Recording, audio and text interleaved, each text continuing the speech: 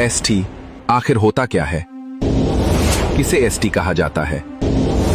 और सबसे जरूरी, कोई भी कम्युनिटी एसटी का दर्जा कैसे पाती है? ये सवाल सिर्फ संविधान या पॉलिटिक्स का नहीं है। ये सवाल है पहचान का, अस्तित्व का और उस दर्द का जो सदियों से अनुसूचित जनजाति कहलाने वाले लोगों के दिल में बसता आया है। ट्राइबल शब्द का मतलब है वो लोग जो प्रकृति के सबसे करीब रहे, जिनका जीवन जंगलों, नदियों, धरती और पहाड़ों से गहराई से जुड़ा रहा, जिन्होंने अपनी कल्चर, अपनी ट्रेडिशन और अपनी कस्टम्स को पीढ़ी दर पीढ़ी सहेज कर रखा। और इन्हीं कम्युनिटीज को भारत सरकार ने दिया एक खास constitutional recognition, scheduled tribe ST का स्टेटस। लेकिन भाई, ये स्टेटस सिर्फ किसी पेपर का हिस्सा नहीं होता।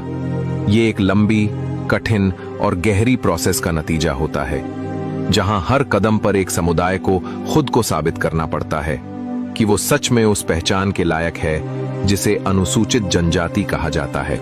1999 15 जून भारत सरकार ने एक आदेश जारी किया। बाद में इसे 2502 में संशोधित किया गया। इस आदेश में साफ कहा गया था कि किसी भी कम्युनिटी को एसटी सूची में शामिल करने की प्रक्रिया क्या होगी।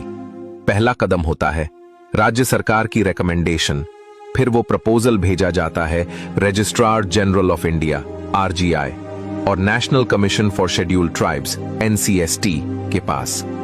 जब दोनों अप्रूवल दे देते हैं, तब वो प्रस्ताव संसद में जाता है और फिर एक संवैधानिक संशोधन के जरिए उसे एसटी का दर्जा मिलता है। लेकिन एसटी घोषित होने के लिए कुछ मानदंड तय किए गए थे जो आज भी लागू हैं। पहला, आदिम विशेषताएं, प्रिमिटिव ट्रेट्स। दूसरा, विशिष्ट संस्कृति। तीसरा, भौगोलिक अलगाव।